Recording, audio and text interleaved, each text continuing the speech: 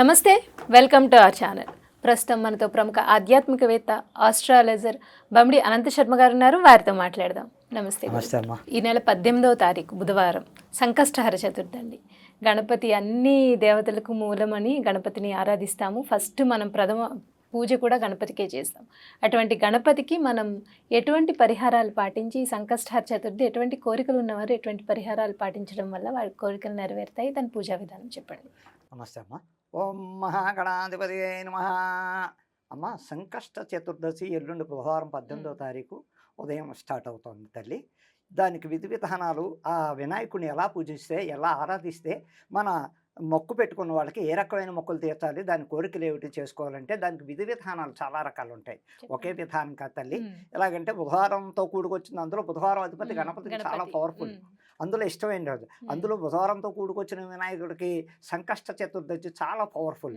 ఇకపోతే ఉపవాసం ఉండగలిగిన వాళ్ళు సాయంకాలం 6 దాకా ఉపవాసం ఉండి 6 to 7 మధ్యలో పూజలు చేయించేసుకుని గుడికి వెళ్ళో లేకపోతే ఇంట్లోనో చేయించుకున్నాక తర్వాత భోజనానికి ఆగలేని వాళ్ళు చక్కగా భోజనం వండుకు తినొచ్చు. లేదు మేము ఉండగలమని అంటే ఆ రాత్రి కూడా పలహారం చక్క పళ్ళు తీసుకుని పడుకుని. ఎలాగయ్యా దీని విధానం? ఇంకా వినాయకుడిని ఏ ఆరాధన చేయాలి?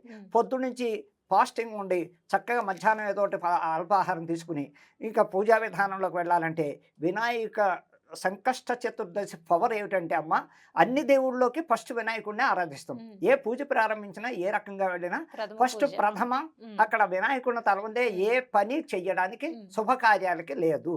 కాబట్టి ఆ వినాయకుడిని ఆరాధించిన వాళ్ళు చాలా పవర్ఫుల్గా ఏమిటయ్యా విధానం అంటే ఆ రోజు సాయంకాలం గరిక, కొబ్బరికాయ, అరటిపళ్ళు, బెల్లం ముక్క ఇలాంటివన్నీ గణపతి గుడికి తీసుకెళ్ళడం, చక్కగా గణపతికి అర్చన చేయించుకుని అభిషేకం చేయించుకుని ఏమిటయ్యా మనసులో కోరికలు, అయ్యా గణపతి నేను స్తోమత ఉన్నత కాటికి నీ కోసం చేస్తున్నాను, నాకు ఒక కోరిక ఉండిపోయింది, నా పిల్లలు నాకు సక్రమైన వృద్ధిలోకి రావట్లేదు, వాళ్ళకి ఎటువంటి దారి దొరకట్లేదు, కష్టపడి చదివించావు, దానికి నాకు ఏదైనా సహాయం చేసి నీకు ప్రతి నెల నాకు పనే అంత పర్యంతం నీకు సంకష్ట చేస్తే ఫాస్టింగ్ ఉండి నిన్ను కొలుచుకుంటాను, నన్ను కరుణించి తండ్రి అంటే కూడా ఎంతో ప్రయోజనాలు ఇచ్చి ఆ మహానుభావుడు తప్పకుండా ఇన్ని వారాల్లోని మొక్కు పెట్టుకుని ఆ సంకష్ట చేయడంలో ఎంతో ఉపయోగం.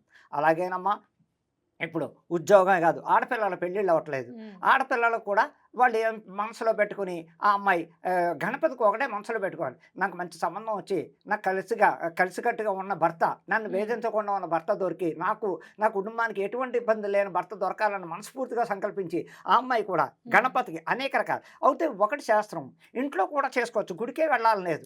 స్తోమత లేనప్పుడు ఏమిటి దాని పరిష్కారం అంటే 6 to 7 మధ్యలో చక్కటి పసుపు గణపతి చేయడం, హరిద్రా గణపతి అంటారు. ఆ హరిద్రా గణపతి పసుపు గణపతి చేసుకోవడం. ఉండ్రాళ్ళు ఆయనకంటే చాలా ప్రీతి. ఉండ్రాళ్ళు తెచ్చుకోవడం, ముందుగానే గరిక, కొబ్బరికాయ, అరటిపళ్ళు అక్కడ పెట్టుకోవడం. 11 నామాలు చాలు. చక్కగా స్తోమత ఉంటే, ఓపుకుంటే 100 దాకా చేయొచ్చు. అలాగే కాదు 11 నామాలు చేయొచ్చు, 108 చేయొచ్చు, వాళ్ళ ఓపికను బట్టి. కాకపోతే అక్కడ గణపతి ఏం కోరాలి? ఏకదంతాయ విద్మహే వక్రతుండాయ ధీమహి తన్నో దంతి ప్రచోదయాత్ అదొక మంత్రం. 108 21 సార్లు, 54 సార్లు. అది కూడా పఠించడం వల్ల ఆ గరిక వేస్తూ అలాగే అశ్వధ్వజాయ సోలాస్తాయి ధీమే తన్నో కేతు ప్రచోదయాత్ అంటే గణపతికి అధిపతి మంత్రం, మూల మంత్రం కేతువే అధిపతి.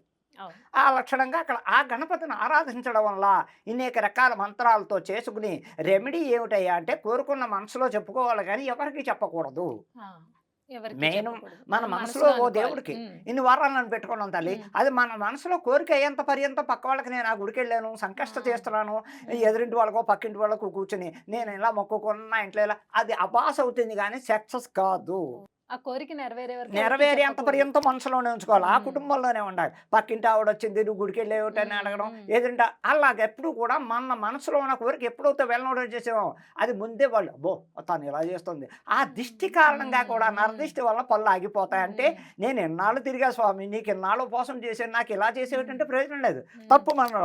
కాబట్టి అర్థం చేసుకోమంటున్నాను ఏమిటంటే అమ్మ తల్లి, గణపతిని ఏ దేవుణ్ణైనా సరే మొక్కు పెట్టుకునేటప్పుడు మనం పని పూర్తయ్యేంత పర్యంతం ఇంకొక వ్యక్తికి నేను ఈ పని మీద పెడుతున్నానని చెప్పడం వల్ల అది అభాస అవుతుంది కానీ సక్సెస్ కాదు అని చెప్పాలి. అందుకని ఇన్ని వారాలను పెట్టుకోవడం, చక్కగా ఆ గణపతిని ఆరాధించడం. అందులో ప్రతి నెల వచ్చే సంకష్టం ఇన్ని నెలలు నేను నీ కోసం ఉపవాసం ఉండి తండ్రి నీకు అనేక రకాలుగా నేను నామస్మరణ చేసుకుంటాను, నాకు కరుణించి నా కుటుంబాన్ని కరుణించి నా కోరిక మన్నించు, మా పిల్లలకు మంచి దారి చూపించడంలో కూడా ఎన్నో రకాలుగా మహాగణపతి అందరికీ సహకరిస్తాడు, సహకరించి తీరతాడు. అది తప్పదు. అయితే గురుగారు ఈ మధ్య కాలంలో చాలా మంది గణపతికి ముడుపు కడుతున్నారు కదా అవునమ్మా. సంకష్ట చతుర్థి రోజు. ఆ ముడుపు ఎలా కట్టి ముడుపుల్లో రకాలు చేస్తున్నారమ్మా. నాదొత్తి పర్సనల్ రెమెడీ ఒకటే దీనికి. పసుపు గుడ్డలో బియ్యం, పసుపు క్లాత్ తీసుకుని బియ్యం జాకెట్ కూడా పీస్. ఇన్ని వేయాలి అని. ఒక కేజీ వేయొచ్చు, అర కేజీ వేయొచ్చు.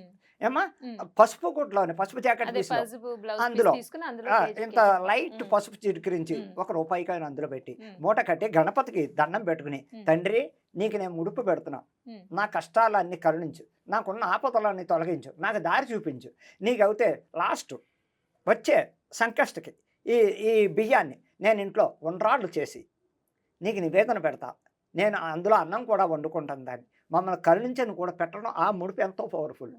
ఓ ఉండ్రాలు చేసుకోవాలి. ఆ ముడుపు సంవత్సరం వరకు అలాగే సంవత్సరం దాకా అక్కలే, 1 మంత్ నెక్స్ట్ మంత్ కి అంటే నెక్స్ట్ మన మంత్ కోరిక తీరే వరకు కాదు అక్కర్లే. ఎందుకంటే మధ్యలో ఇలా చేయడం వల్ల కూడా ఆయన తొందరగా మనల్ని అనుగ్రహిస్తాడు. అలా ప్రతి నెల కట్టాలా? ప్రతి నెల పని అయ్యేంత వరకు చేసుకోవడం వల్ల పవిత్రంగా ఉంటుంది. అప్పుడు ఆ ఉండాలి మామూలుగా ఎవరికైనా అందరికి పెట్టచ్చు. పుష్టి మన ఇంట్లో వాళ్ళు తీరినాక బయట వాళ్ళకి ఆడవాళ్ళు ఎవరైనా పిలిచి అందులో 2 ఉండ్రాళ్ళు తామలపాకు చక్కగా పెట్టి అరటిపండు పెట్టి ఇవ్వడం వల్ల కూడా అది కూడా ఎంతో పవిత్రం. అందుకమ్మా వినాయకుడి విషయంలో చాలా రకాలు ఉన్నాయి. ఆయన్ని ఎన్ని రకాలుగా కొలిచినా దగ్గర అయ్యేది రెమెడీలు, నామస్మరణ. ఎంతసేపు ఓం గం గం గణపతే నమః, ఓం గం గం గణపతే నమః అనుకోవడం వల్ల కూడా అస్తమానం సర్వం లేచిన దగ్గర నుంచి పర్యంతం ఈ సంకష్ట చతుర్థి వెళ్ళేంత పర్యంతం న్యాయంగా తెల్లవారుతాడు బ్రహ్మ ముహూర్తంలో లేవాలి. బ్రహ్మ ముహూర్తంలో లేవడం వల్ల ఎన్నో ప్రయోజనాలు ఉన్నాయి. ఆ బ్రహ్మ ముహూర్తం అంటే 3:45 నుంచి 5:45 దాకా ఉంటుంది. అప్పుడు 4ంటికి లేండి, చక్కగా ఇల్లు చేసుకోండి, చక్కగా స్నానం చేయండి, పవిత్రంగా ఏమిటి దానికి ముడి వేసుకోవడం, కుంకుమ బొట్టు పెట్టుకోవడం, మంచిగా దేవుడి మందిరానికి వెళ్ళడం, దీపారాధన చేసి చక్కగా ఫస్టే పసుపు గణపతి చేసి పెట్టేసుకుంటే తర్వాత ఇంకా పిల్లలు భర్త ఇంట్లోంచి వెళ్ళాక ఇంకెంతసేపు అయినా కూర్చొని చేసుకోవచ్చు. ప్రప్రథం అమ్మ బ్రహ్మ ముహూర్తంలో దీపారాధన ఇంటికి ఎంతో వెలుగునిస్తుంది.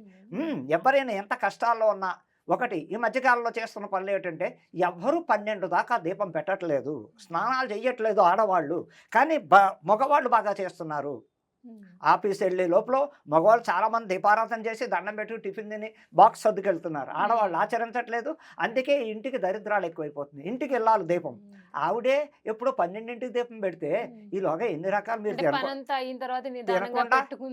ఇప్పుడు నేను ఒకటే అంట, పనికిను పూజకి సంబంధం లేదు. పూజ చేసి పని చేసుకోకూడదని రూలే లేదే ఎక్కడ. ఇటమ్మా కాళ్ళ బట్ట మార్చుకుంటాం, వచ్చిన నష్టం ఉంది, బట్ట మార్చుకుంటాం, పని చేసుకుంటాం చక్కగా మళ్ళీ మామూలు యథాప్రకారం కోసం. నేను అందరికీ అదే చెప్తున్నాను, దైవారాధన చేసేటప్పుడు బ్రహ్మ ముహూర్తంలో ఉన్న పవర్ ఇంత అంతా కాదు. అది మగవాళ్ళకే కాదు, ఆడవాళ్ళు భార్యలు పిల్లలు కూడా పాటించండి. ఇంట్లో ఉన్న కష్టాలు దరిద్రాలు పోవాలంటే హరిద్రా గణపతి పసుపు గణపతిని బాగా పూజించండి. దానివల్ల ఎన్నో ఇబ్బందుల్లోంచి బయటపడి చక్కటి అవగాహన, ఆ కుటుంబంలో సుఖ సంతోషాలు ఉంటాయని నేను మనస్ఫూర్తిగా చెప్తున్నాను. సరేనండి, చాలా చక్కగా వివరించారు. మనం సంకష్టహార గణపతిని ఎలా పూజించాలి, అలాగే ఎటువంటి పరిహారాలు పాటించడం వల్ల ఎటువంటి కోరికలు నెరవేరుతాయి అనేది కూడా చాలా వివరంగా సవివరంగా వివరించారు. ధన్యవాదాలండి. నమస్తే అమ్మా.